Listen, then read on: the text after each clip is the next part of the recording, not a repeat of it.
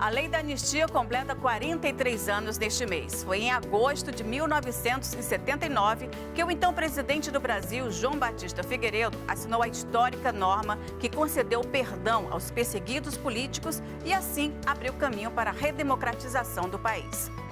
Mas a anistia não foi uma decisão espontânea da ditadura. O Brasil vivia um período de torturas, prisões e luta armada por grupos contrários ao regime militar. Era preciso fazer pressão. Foi aí que surgiu um movimento feito por mães, mulheres e filhas de presos e desaparecidos que foi fundamental para conquistar a anistia. Vamos conhecer melhor essa história? O movimento feminino pela anistia é o nosso assunto de hoje. Entra na roda com a gente.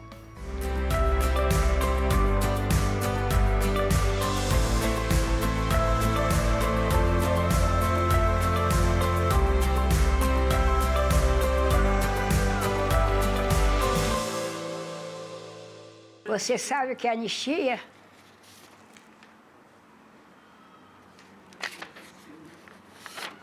Você sabe que a anistia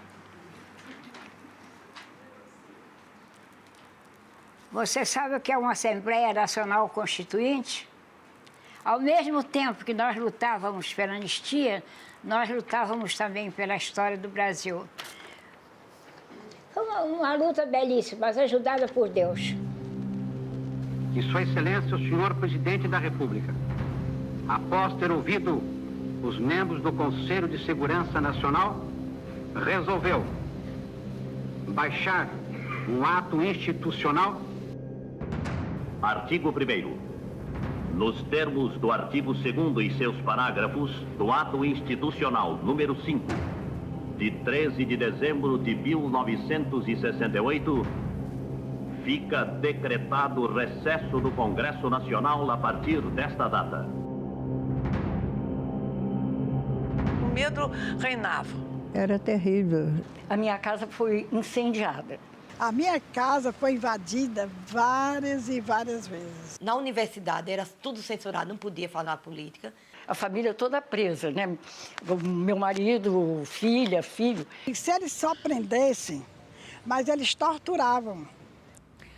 Olá, sejam bem-vindas e bem-vindos. O programa Roda de Mulheres inicia com depoimentos marcantes de um período muito triste da nossa história. Mas apesar da lembrança dolorosa, é necessário revisitar esse passado, trazer essas memórias para que a história não se repita. Por isso pautamos esse tema e convidamos mulheres que conheceram de perto essa história e fizeram parte desse movimento aqui no Ceará.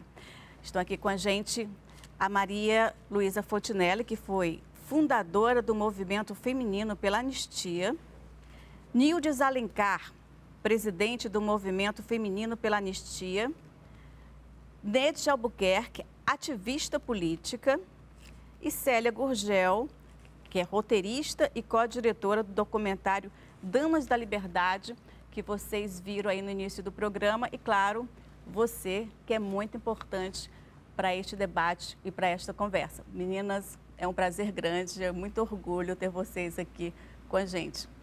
Bom, para iniciar essa conversa, nós sabemos que esse movimento de anistia, ele foi um movimento realizado por mulheres, por uma necessidade que surgiu naquele período.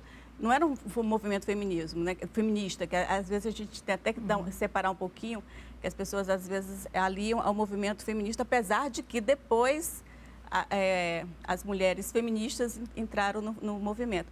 Mas eu gostaria de colocar aqui para a roda que vocês falassem um pouco como foi esse início do movimento aqui no Ceará. Qual era o cenário na época? Bom, nós tínhamos muitos presos políticos, inclusive pessoas que estavam sendo torturadas. E uma dessas pessoas que foi torturada aqui, fora daqui, foi o Frei Tito de Alencar, irmão da Nildes.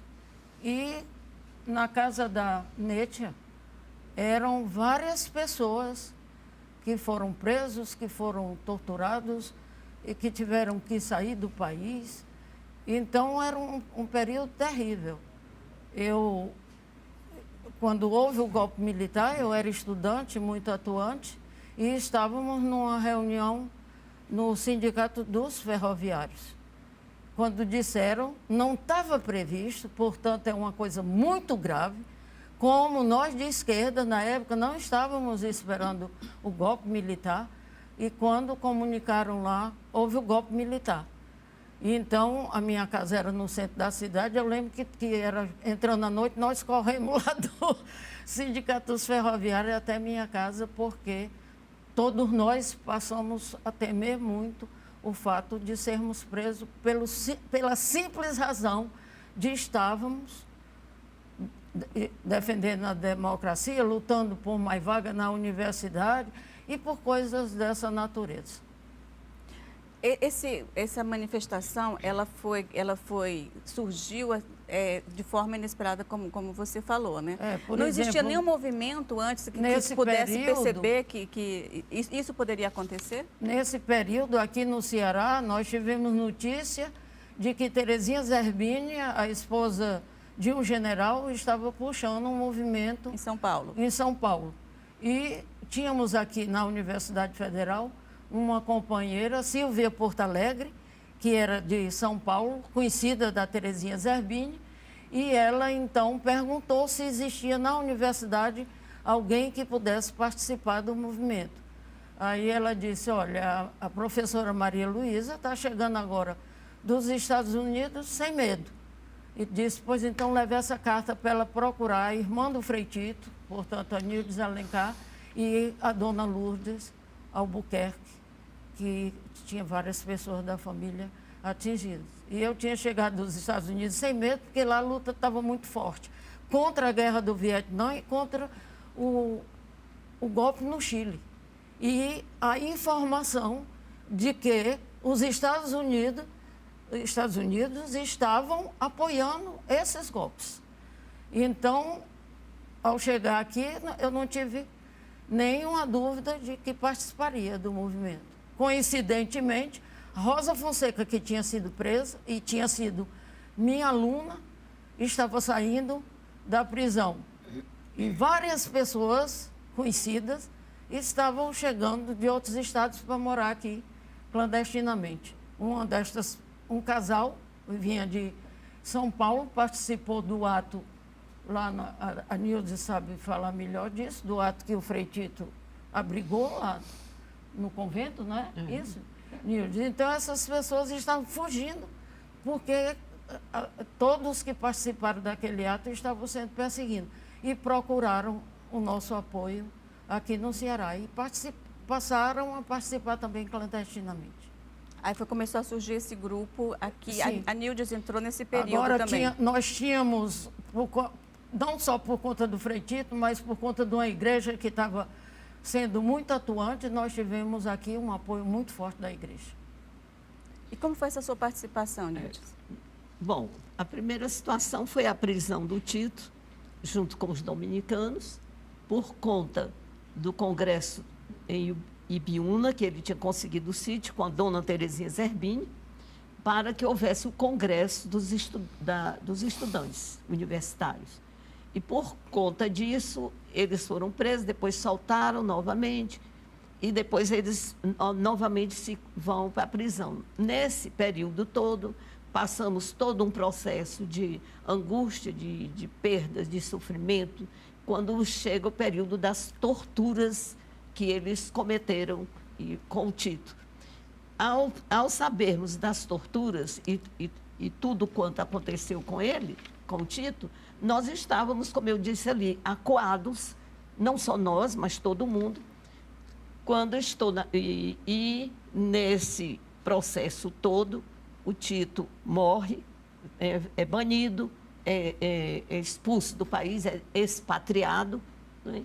E nós passando, a família inteira, passando todo esse momento sem nenhuma atitude a se tomar, por medo mesmo, e cuidado que não acontecesse com outros, porque o que se lutava era pelas condições de vida normais, que a gente queria escola, queria uma educação justa, digna para o nosso povo, queríamos trabalho, queríamos essas questões essenciais que até hoje que persistem. ainda hoje nós lutamos e nós persistem. batalhamos por isso. Eu queria até que vocês fizessem um perfil de como eram esses jovens e essas pessoas que lutaram pela democracia aqui se no país. organizavam, organizando a alfabetização de adultos, que estava o método do Paulo Freire em evidência no Brasil inteiro, por uma questão, a alfabetização que tinha a alfabetização do Estado, mas era uma alfabetização canalizada mais para uma visão muito estreita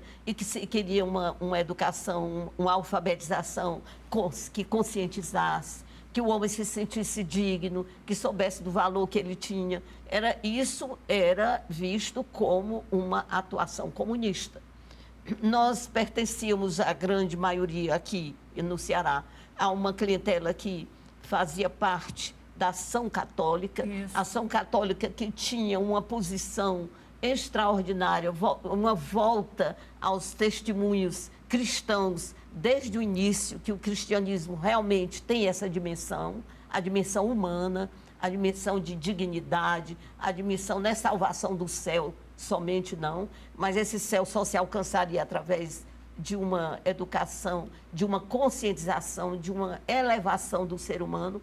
Então, isso era entendido como ser comunista.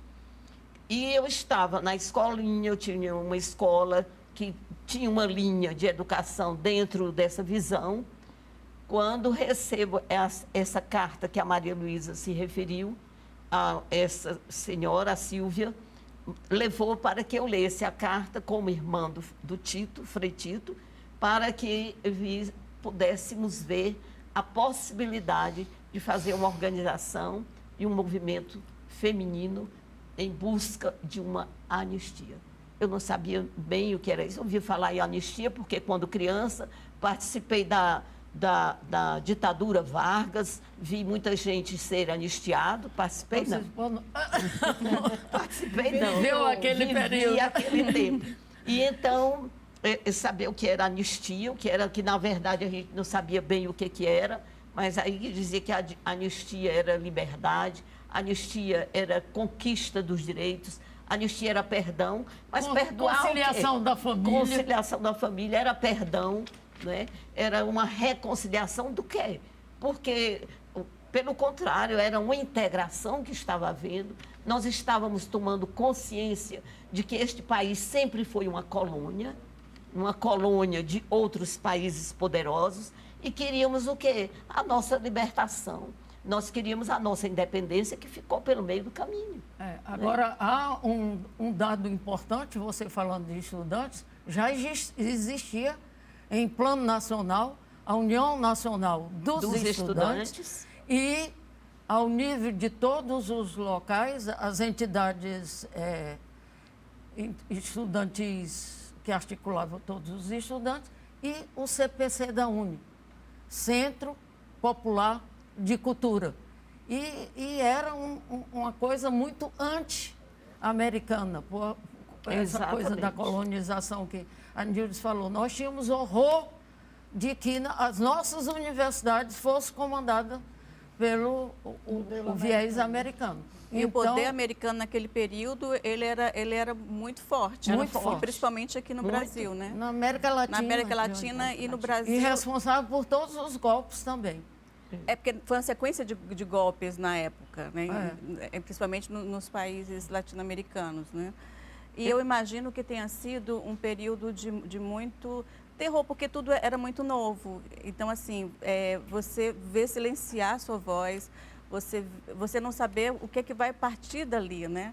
A Neide, ela teve essa vivência muito dentro da casa dela, né? Foi. Eu até puxando um pouco aí o que a Nildes e a Maria falou, nessa época, a igreja era muito atuante. A gente tinha como um grande exemplo, era o Dom Paulo Evaristo Artes. Isso, sim. Né, que ele já fazia um trabalho com os presos políticos. Ele já visitava os presos políticos, porque ele recebia muita família se queixando. Ele foi criado a Comissão de Justiça e Paz, pelo Dom Evaristo, que tinha que ser esses nomes, não era? Até para poder atuar numa ditadura. Porque se você já fosse com nomes assim, bem de confronto, você não tinha espaço. Isso. Era isso? E foi criado a Comissão de Eclesiásticos de Base, foi criada, foi na época da pastoral, né? Então, isso aí puxou. Então, nesse mesmo momento, teve a promulgação do Dia da Internacional da Mulher. Então, isso tudo a doutora Terezinha Zerbini foi muito sábia, não foi? Porque isso foi todo um caminho que levou a chegar ao movimento feminino pela anistia. E o movimento foi fundamental, né? Foi fundamental. Para a conquista da anistia. E também foi nesse mesmo momento que a questão do feminismo veio à tona, né? Nesse período, o feminismo ele já tinha um grande movimento feminista, mas o movimento feminino pela anistia, ele andava ali meio... não andavam juntos. Ele foi uma necessidade, né? Eu acho que o movimento feminino pela anistia foi um movimento de amor das mulheres pelos seus parentes, pais, irmãos, amigos, filhos. No caso, a dona Terezinha Zerbini, quando eu fui fazer a pesquisa para fazer o documentário, foi uma coisa muito importante que foi colocada pela dona Terezinha Zerbini, foi a tristeza que ela sentia pela forma como o marido dela perdeu o cargo, né? Ele era general do governo, era da comitiva do governo, né? E ele foi preso descendo assim de um avião e pronto, e ficou incomunicável, e ela não podia. Então, desde a época que ele foi preso até a ida dela à conferência pelo Dia Internacional da Mulher, né? Em 1975, ela ia em todos os locais, de forma a fazer alguma coisa para libertar os presos políticos, sensibilizar.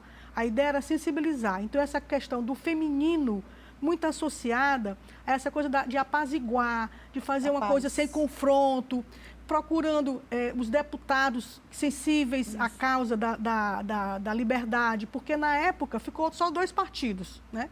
Como era nos Estados Unidos, o MDB e a Arena. A Arena, né? Que os 2 eram de direita, certo? Tinha aqueles deputados... O MDB tinha assim, um pseudo... Tinha algumas pessoas que foram perseguidas por ser... quer dizer, o Congresso foi fechado e foi criado só...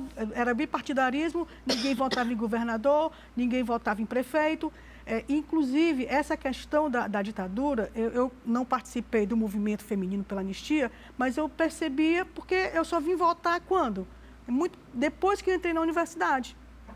Ninguém votava direto, não tinha eleições diretas no país, né?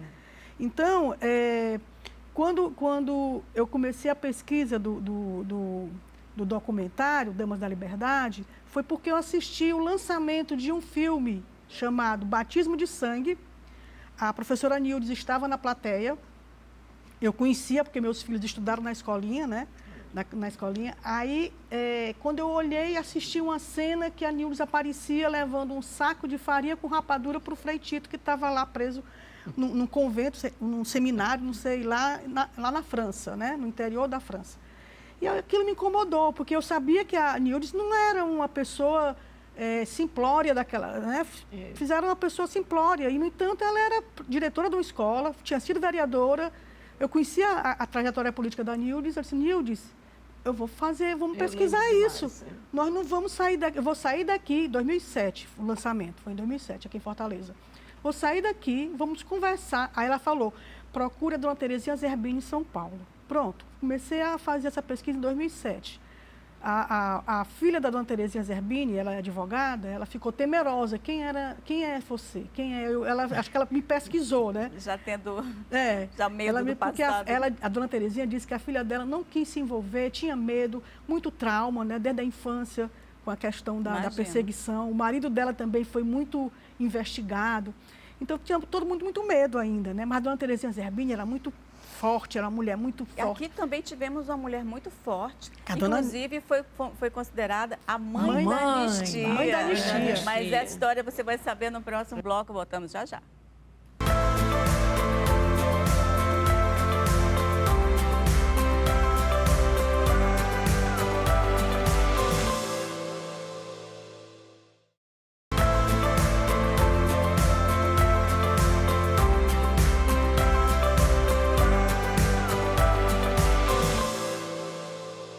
Olá, estamos de volta com Roda de Mulheres, falando sobre o movimento feminino pela anistia. E começamos este bloco fazendo uma homenagem à Dona Lourdes Albuquerque. Ela é um símbolo da luta pela anistia no Ceará e considerada a mãe da anistia. Infelizmente, ela partiu em 2020, mas deixou um grande legado. Vamos ver agora alguns depoimentos gravados para o documentário Damas da Liberdade e que está no lugar de fala.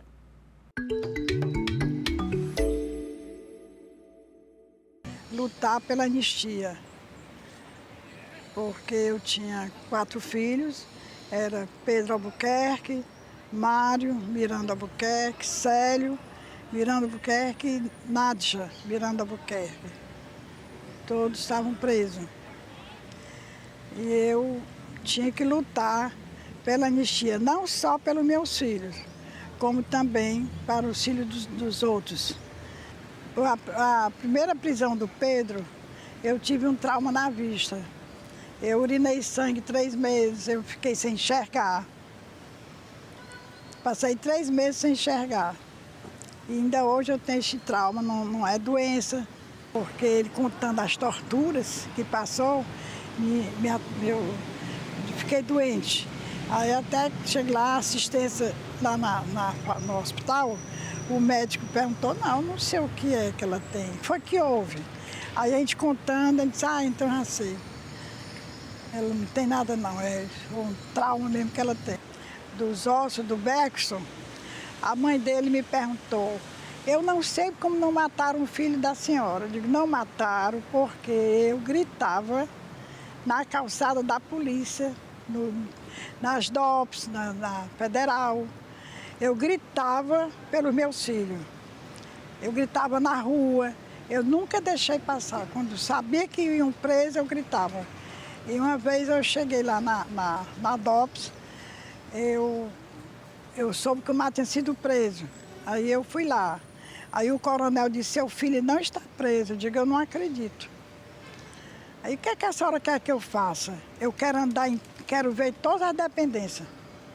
A senhora tem coragem? Eu digo, tenho coragem. Aí, então eu fui, ele botou um guarda comigo. Aí o Mar havia saído, já tinha saído. Aí quando eu saí, ele disse, olha, eu desculpo a senhora, porque a senhora é mãe. Gente, olha, é muito forte o depoimento, né? E quando ela diz, meus filhos não morreram porque eu estava lá na frente gritando, quer dizer, eu assim, quando eu vi esse depoimento da sua mãe, arrepiou realmente, né? Eu queria saber de você, assim, é uma honraria muito grande ser filha de uma mulher dessas, né? Uma guerreira. Ela é o nosso exemplo. Eu digo assim, meus irmãos foram para a luta, foram presos, torturados, mas o exemplo ficou para a mamãe. Porque a mamãe, ela nunca teve vergonha de ter os filhos presos, políticos. Ela, inclusive, ela defendia o ideal, passou a exercer toda a metodologia do ideal dos filhos e ela nunca usou um palavrão quando ela ia buscar os filhos, quando ela ia atrás dos filhos. Ela levava sempre eu e o outro meu irmão mais velho do que eu. E hoje eu percebo que a mãe era sábia. Ela nos levava para poder ela saber que podia voltar para casa, para ter como proteção, porque ela estava entrando no órgão de repressão. Você era muito nova na época. A gente era criança, ela carregava a gente. Ela era sábia, ela levava para poder ela ter certeza que ela voltaria para casa. Então, ela não levava, não era porque queria que a gente conhecesse a realidade. Não. Era como uma segurança. Era como uma segurança para ela, já que o esposo, que era meu pai, que era um velho comunista, tinha ficado bastante doente, a minha mãe foi para a luta. Meu pai ficou logo doente, então ele ficou muito em casa. E ela que ia, ela trabalhava os 3 expedientes. Que ela diz aí que ela gritava mesmo. Ela chegava e batia na mesa do coronel. Meu filho está aqui. Ela, quando foi visitar meu irmão que estava preso lá em Recife, na Ilha Itamaracá, aí quando ela chegou, o bandejão do jantar, do almoço, era cheio de gorgulho. Não sei se vocês sabem o que é gorgulho. Sim. Gorgulho no feijão. Um ovo cru em cima para comer. Ela quis saber onde era a sala do diretor do presídio, que ela jogou a bandeja em cima do birô do diretor do presídio. Gente, é uma que aquilo ali não era comida, né, para a gente, aquilo era comida de porco. Ela não se intimidava. Não, e depois daí, a alimentação dos presos, eles passaram a receber para fazer no próprio pavilhão. Isso na ali Itamaracá. Né? Então, ela ficou indignada. E a minha mãe era desse jeito. Só um amor de mãe mesmo, para poder coragem. Estranha, né? Mãe coragem, né? Eu conheci a Dona Lourdes, eu fiquei assim, fascinada. Se eu tenho o maior orgulho de ter conhecido a Dona Lourdes, imagina a filha, né? Porque para mim também foi muito marcante. Os depoimentos que ela fez para mim, para o Joia, a gente ficava assim, né? Na gravação, fazendo as perguntas e ela contando. Então, no documentário, realmente, não estão todos os depoimentos dela, né? Mas aí eu fiz questão de pegar só os depoimentos dela e mandei para a família, porque realmente é muito marcante. Maria, você ter clareza que hoje, né, quando a gente pensa como é que está o nosso país hoje, como é que estão as mães que percebem que seus filhos não estão tendo escola de qualidade? Por que essas mulheres não estão reivindicando? Por que seus filhos estão se entregando ao crime, às vezes, né? Se envolvendo com crime? Então, cadê as mães? O que é que pode movimentar essas mulheres para fazer com que elas também deem esse amor para libertar do descaso das políticas públicas que não estão dando conta, né, da saúde, Mas da ela educação. estava lutando, os filhos estavam lutando por um novo ideal, pela democracia no país, né? E é interessante que ela fala assim, eu não sentia vergonha, quer dizer, não se passava nem na cabeça naquele período de você sentir orgulho, você está lutando pela sua pátria, você está lutando para que, por uma vida melhor e de qualidade para todos, né? Porque, na verdade, Lana, quem teve pessoas que foram presas, que foram envolvidas contra a ditadura, as nossas casas elas eram invadidas pela polícia, pelo exército. E não era 2, não, era 10, tudo armado com metralhadora. Chegava na sua casa de manhã cedinho, de madrugada. Na promulgação do AI-5, do famigerado AI-5, a minha casa foi invadida 3 vezes. 3 vezes eles voltaram na nossa casa. Quer dizer, a gente não tinha. E quando a gente amanhecia, que a gente amanhecia com baixo astral, porque isso mexia com o nosso íntimo, né? Nossa autoestima. A gente ia para o colégio, para a faculdade, a gente ia para baixo. Esse sistema foi adotado não só com determinadas pessoas que foram presas ou eram famílias de presos, tudo mais, mas nós tínhamos uma situação muito grave, que era o fato dessas pessoas estarem sendo torturadas. E o papel da Dona Lourdes, o papel da Dona Rocilda, mãe da Rosa Fonseca, ela ia para tudo quanto era igreja denunciar isso aí. A igreja teve um papel importante nesse processo. Nós temos outra pessoa extraordinária, a doutora Wanda Sidor. Doutora Wanda. Aquela mulher, ela cumpriu um papel muito importante. E não só como advogada, mas servindo de testemunho para pessoas como Nildes, como a Dona Lourdes e outras. Por exemplo, ela foi numa audiência pública, nós botamos 500 pessoas, Nildes, o velho do PCdoB, o do Zé Duarte. Quando ele foi preso, quando ele foi depor, nós botamos 500 pessoas lá na auditoria militar. Para participarem. Aí quem é que nos dava essa coragem? Pessoas como a Nildes, pessoas como Dona Rocilda, como Doutora Wanda e tudo, porque nós estávamos no alvo, porque éramos o quê? Professoras, estudantes e não sei o quê. Me lembra aqui do Valdec? Um jovenzinho foi lá visitar os presos e trouxe uma carta em que o Zé Duarte denunciava a tortura. E nós reproduzimos essa carta e distribuímos com todo mundo. Como nós fazíamos isso? Tudo clandestinamente. Porque se fosse abertamente, a gente seria preso também. Doutora Wanda Sidor defendia os presos políticos sem receber dinheiro. Não tinha honorário. Verdade. Doutora Wanda Sidor, ela era... Eu tenho a doutora Wanda Sidor como um grande exemplo de pessoa. Meu irmão teve preso, o outro, né? Já foi o quarto que foi preso. E eu fui visitá-lo na Polícia Federal. E quando eu cheguei lá, ele estava como tivesse sido torturado, o aspecto dele. E quem trouxe ele para uma salinha para eu, minha mãe e meu irmão ver, foi o próprio torturador. Foi o próprio torturador. E eu percebi. Aí eu disse assim, você está sendo torturado? Ele estava com a calça com um nó. Não era a calça dele. Aí ele, não, Nédia, não. Tipo assim, se a calça eu vou me lascar mais, né? Aí que nós fomos embora. Aí quando eu abri uma porta lá da Polícia Federal, aí eu peguei e disse, vocês são torturadores e assassinos e eu vou denunciar vocês. Aí quando foi no dia seguinte que nós fomos visitar, eu fui proibida de ver meu irmão. Pelo delegado, olha o delegado, comprando uma briga com a menina, que eu era jovenzinha. Ele comprando uma briga comigo. Você tinha quantos anos, mais ou menos? Eu tinha uns 17, 18 anos. Aí ele pegou e disse assim, essa mocinha não vai entrar para visitar o irmão, mas a senhora e o rapazinho vai. A mamãe falou, se ela não vai, eu também não vou. E a minha filha não vai falar com o senhor, com o delegado sozinho, porque ela é de menor. Aí eu fui falar com o delegado, olha a briga. Aí eu fui para a doutora Wanda. Doutora Wanda, eu acho que eu lasquei com o Pedro, com o Célio. Aí ela pegou assim, ela bateu palma. Muito pelo contrário, Nédia. Agora eles não vão mais torturar seu irmão.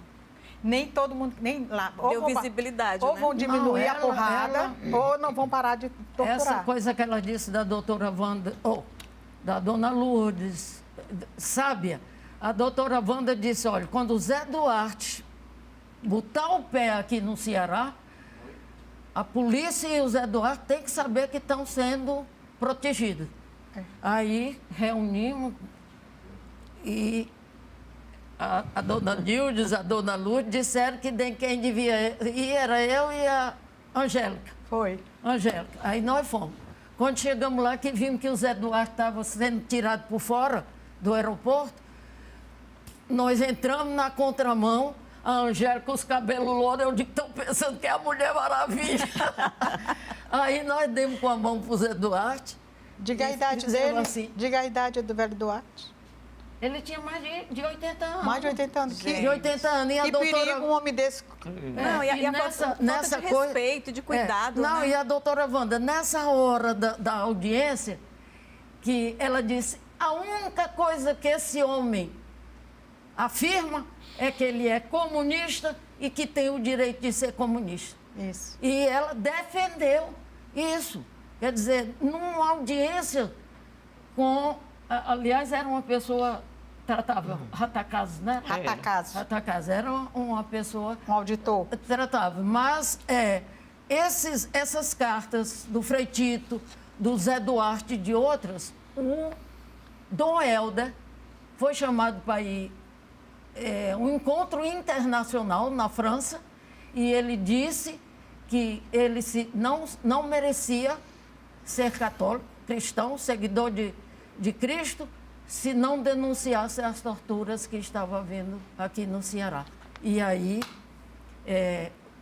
da Europa toda, foi denunciado isso que havia torturas no pelo Brasil. Frei Dom Helder. Não, pelo Dom Helder em 71. E nós, mulheres, vimos o peso que nós tínhamos nessa luta, mas não dava para ir só. Era preciso OAB, era preciso PMDB, era preciso igreja, era preciso... ACI. A ACI era muito atuante naquela época. Tem um aparato aí pra... E vinha também os companheiros dos jornais, tipo Movimento, Mutirão, criaram um jornal aqui no Ceará, Benedito Bezerril, Dilmar e outros. Enfim, nós começamos a juntar muita gente e daí vimos que deveríamos ser candidatos para defender a luta da anistia. E quando eleitos, os familiares dos mortos e desaparecidos na região do Araguaia, saiu nesse instante aí no documentário, da família do Bergson Gurjão, nós fomos à região do Araguaia atrás desses meninos. Foi o maior medo que eu tive em toda a minha experiência de vida. Imagino. Foi lá na região. Porque nós fomos ver onde poderiam estar os corpos desses garotos. E o que é que aconteceu? Quando olhamos para trás, aqueles jipão do exército, cheio de policial, mostrando assintosamente sua força, as suas armas. Aí eu digo, pronto, vão matar a gente aqui. Mas não mataram. E de noite eu sonhei que a escola de um colégio que a gente estava hospedado, era invadida. Aí acordei gritando. Mas era assim, muito pavor. E eu quero só dizer uma experiência que nós tivemos. A Terezinha Bezerril, mulher do Benedito Bezerril, era danadíssima. Aí nós fomos, um filme, Jordano Bruno. Se lembra? Nós fomos para o filme Jordano Bruno. Quando divulgamos que ia ser apresentado esse filme. E o Jordano Bruno foi morto no tempo... Da Inquisição. Da Inquisição. O Jordano Bruno foi morto. E no cinema, quando perguntava a ele, e aí, o que é o último ensinamento, professor? Quando ele estava sendo levado para a fogueira, ele virava e dizia que é ingenuidade acreditar que quem está no poder vai transformar o poder. Então, quando terminou o filme, que nós olhamos, todos nós subversivos estavam lá. Era todo mundo saindo de... Ai, Jesus. Tempos então, difíceis, foi um né? período, eu digo, uma luta inesquecível. E E que a gente não pode esquecer do Dom Aloysio Lochaide. Ave Maria. Verdade, eu quero falar sobre isso, mas no próximo bloco a gente volta já já.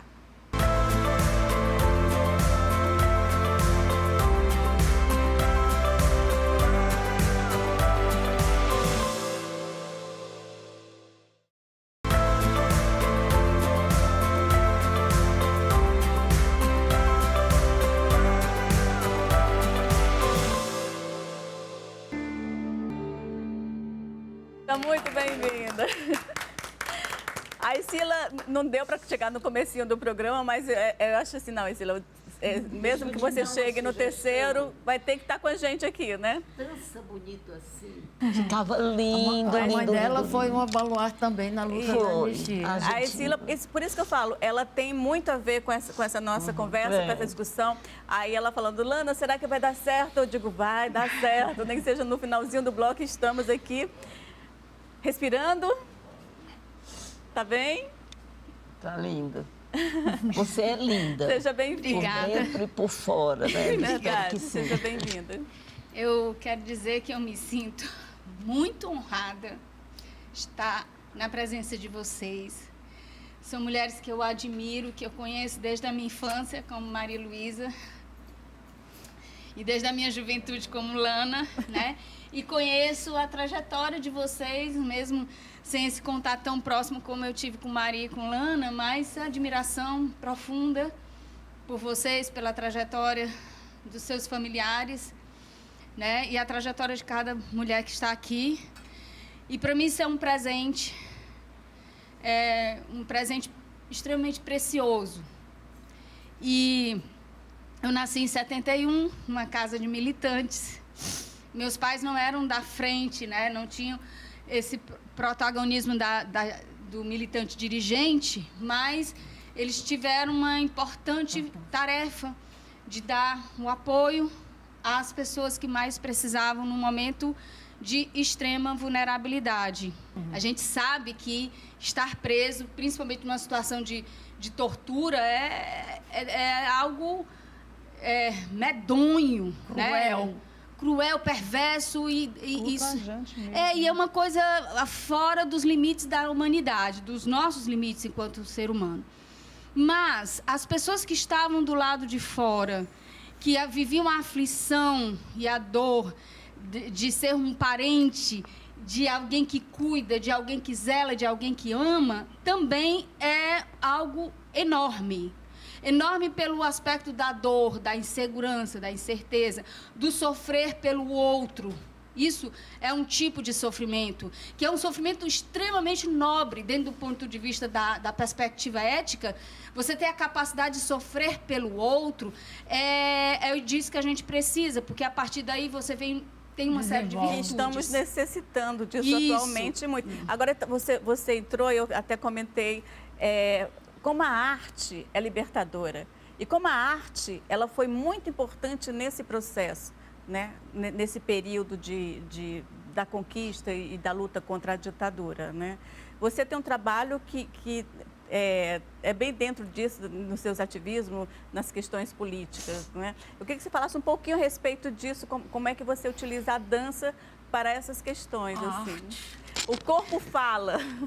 Estou dizendo que é um presente. Bom, eu danço desde a minha infância, né? Sempre gostei de dançar, uma coisa para mim assim existencial, não é um prazer, é existência. E como eu sempre estava o tempo todo dançando e o tempo todo, eu sou uma artista cênica. Eu comecei pela dança, mas a minha arte é arte cênica. Então, por isso que eu me encontrei com Lana no teatro, porque quando eu tive que parar de dançar, eu fui para o teatro, porque a necessidade da cena, ela é uma necessidade existencial.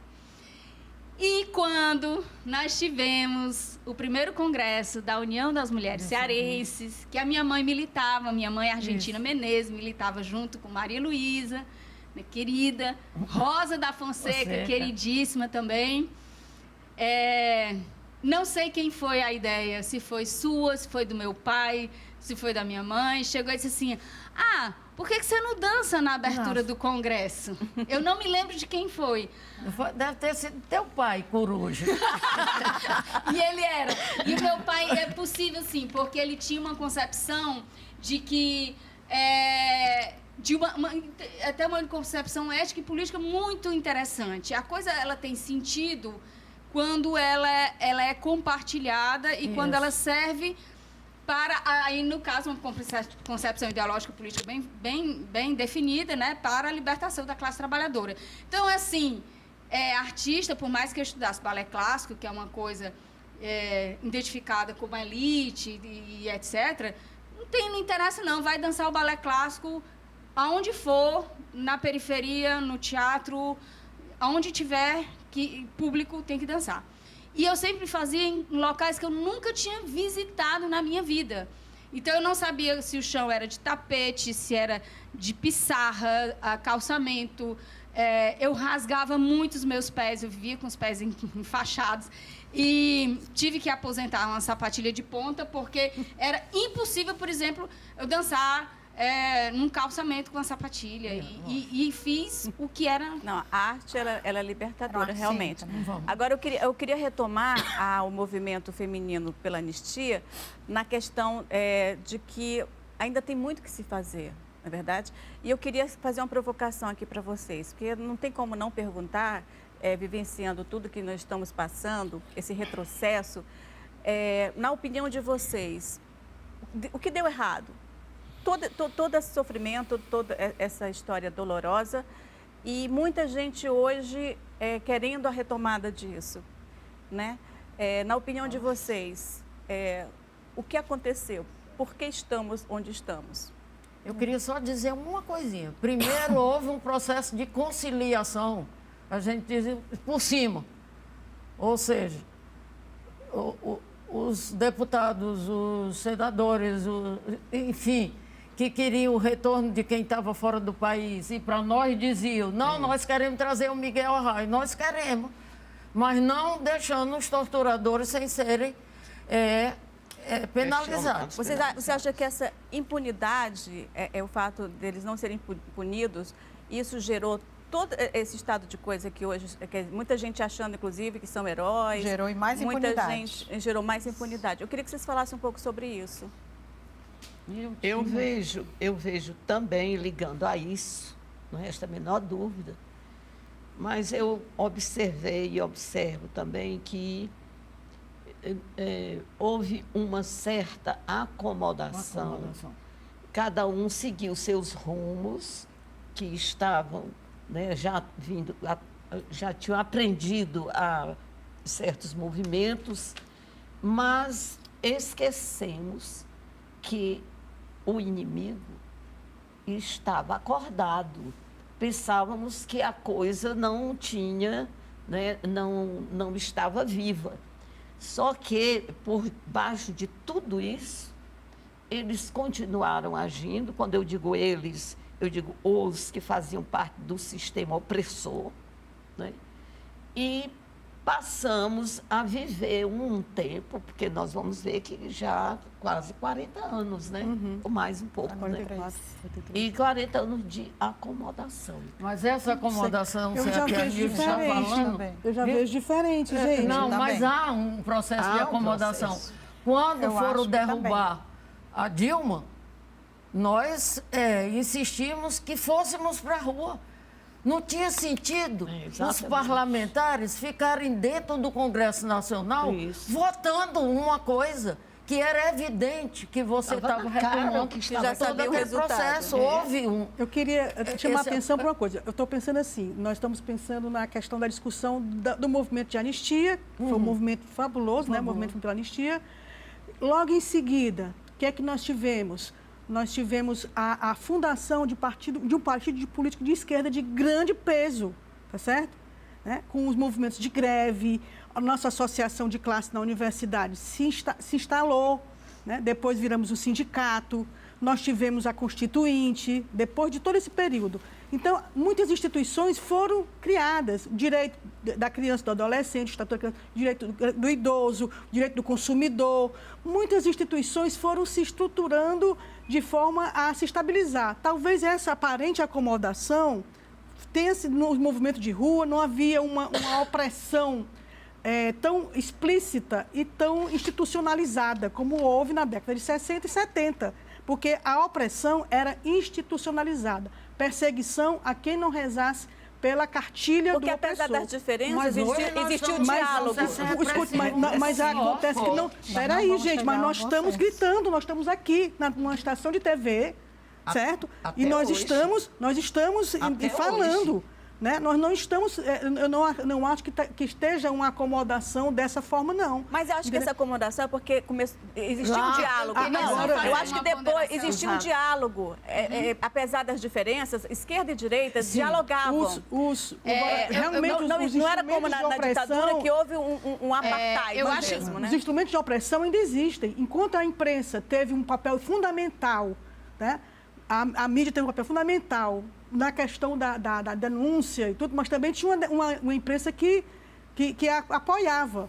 Aqui também nós temos a imprensa que não apoia e tem a imprensa que apoia. Sim. Tá certo? Então, eu não vejo isso de uma forma tão como se tivesse uma acomodação, não. Há uma convulsão social dos movimentos, das instituições, né, de deputados de esquerda, deputados de direita, que defendem o meio ambiente, artistas, sabe? Então, está havendo muita movimentação. Eu não vejo muita acomodação, não. Eu queria só fazer uma ponderação, que eu entendo que a Célia está falando, mas eu concordo na acomodação no seguinte sentido. Então, vamos lá. Primeiro, nós tivemos avanços, que é isso que eu acho que você fala, e é concreto. A Constituição de 88 foi a Constituição no formato mais democrático e que trouxe pautas mais democráticas da história do constitucionalismo brasileiro. Mas nós não fizemos a justiça de transição. Não fizemos o devido acerto de contas histórico. Então, os torturadores foram para casa se aposentar. Então, olha só, a própria lei de anistia, vamos combinar, ela é questionável porque ela anistiou as pessoas que eram os algozes, os torturadores. Então, assim, do ponto de vista jurídico, político e ético, você vai fazer uma anistia, uma lei de anistia, que você vai se anistiar, o regime fez uma anistia para ele se anistiar. Então, isso é muito questionável. Então, na hora, eu sei que a gente tem que ter ideia, porque, às vezes, assim, a situação, quando você tem a possibilidade da morte iminente e você tem uma chance de interdição desse terror, você vai fazer uma concessão maior do que deveria, às vezes. Mas acho que a história não para. E o Brasil não fez o que muitos países da América Latina fizeram. Argentina, por exemplo. Que fizeram o quê? Nós precisamos, sim, julgar essas pessoas. Nós precisamos, sim, ter um reconhecimento do Estado de que isso foi um erro. Nós precisamos, sim, pedir perdão a essas vítimas e a essas famílias.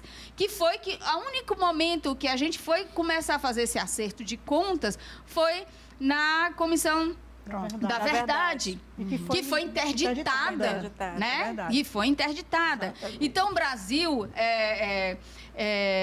precisa fazer esse acerto de contas. As coisas retornam porque nós não cuidamos delas. Exatamente. Né? Nós não cuidamos delas. Na devido momento. Exatamente, dentro dessa perspectiva. Então, é o seguinte, para hoje e para o futuro, para uma existência mínima de sociedade, uma existência de país, ou nós enfrentamos a pauta da justiça de transição, ou nós teremos uma fragilidade em relação à segurança, ao direito da vida, que vai ser cada vez mais aprofundada. Até para que as pessoas elas tenham consciência e conhecimento de como é que foi realmente. Porque a partir do momento que não há punição, que essas pessoas elas saíram ilesas, né, como se não tivesse cometido crime algum. Então, o que ela passa para a grande maioria das pessoas? Que não ouve o que as pessoas falam. É isso que eu querendo colocar. O que a Nilde está falando, na questão da acomodação, é que realmente ficou tudo em berço esplêndido. Ficou parecido que estávamos todos em berço esplêndido. Pois é, mas não estava, né? E porque os torturadores estavam aí se articulando, se organizando. Nós tivemos ainda a força e a coragem de fazer a Comissão da Verdade. Isso não é... Gente, fazer a Comissão da Verdade não foi fácil, né? Não é fácil.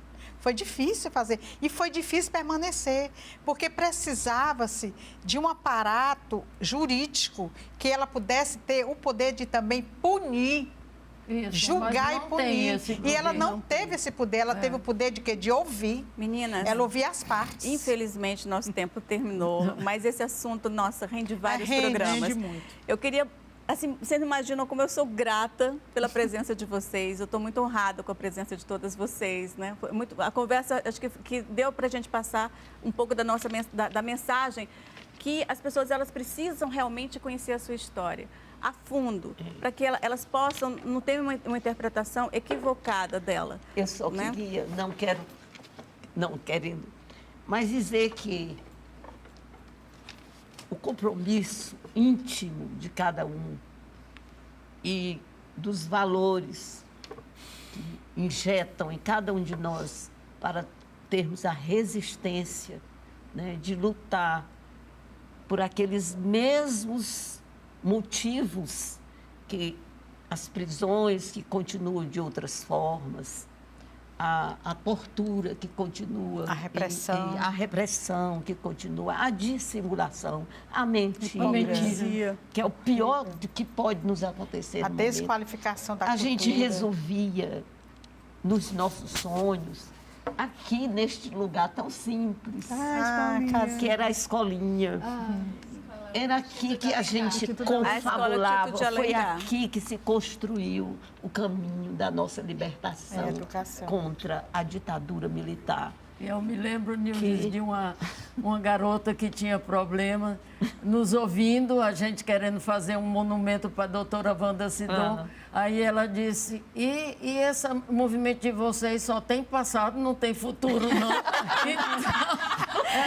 Mas é com o passado que a gente constrói o futuro, né? Combinando com você, com o que você sente aí, nós também nos sentimos, tenho certeza, né? Gratas por termos o momento de transmitir ao povo, né, que a luta continua. E é com essa fala que a gente encerra o programa de hoje. Estaremos de volta na próxima semana. Até lá, beijo grande e acompanhe a gente pelas redes sociais.